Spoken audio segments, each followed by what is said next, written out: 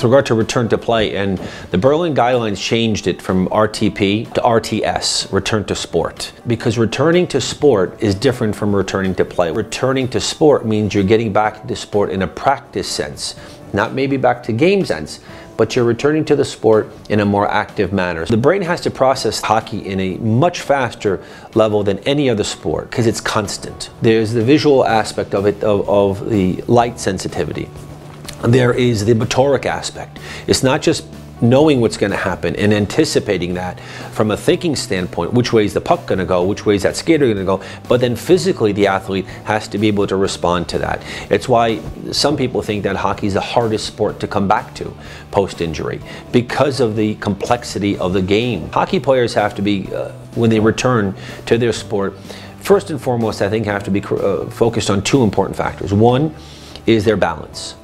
Walking on a mat and preparing for the return to play is very different than lacing up skates and skating. So balance becomes a greater factor when it comes to ice skating.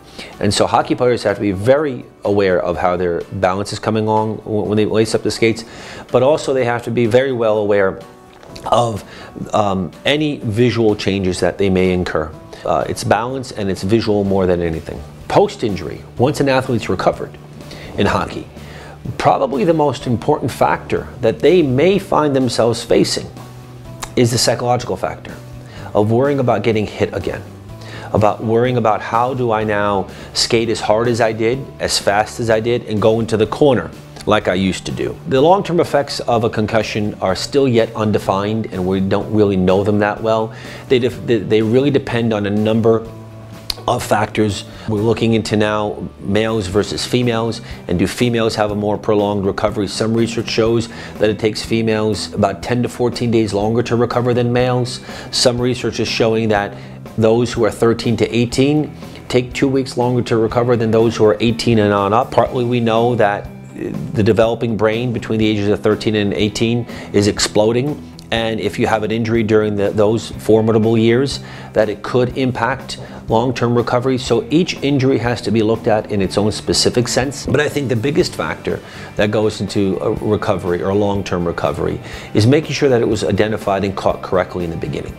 And so if it was identified and recognized in the beginning, if there was proper treatment in the beginning, then we know that there's a good likelihood that there may not be prolonged symptoms over the course of one's lifetime. It's when it's mismanaged in the very beginning.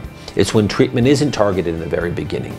It's when a person is not referred to a facility such as Gaylord, where everybody's trained in just brain injury alone, that a delay can impact recovery. If it's mismanaged in the beginning, if there is a second injury within the first 8 to 10 days, then we know that there's a significant risk for a prolonged recovery or an indefinite recovery, or maybe not 100% recovery. That first 10-day window is the most critical, and there's enough research to back us up on that, that's when everything has to be managed correctly. Doesn't mean an athlete's shut down. It means they're shut down from playing hockey or putting their brains at risk. It means they remain active, but it means in that first 10 days, we want to take care of that brain as best as possible.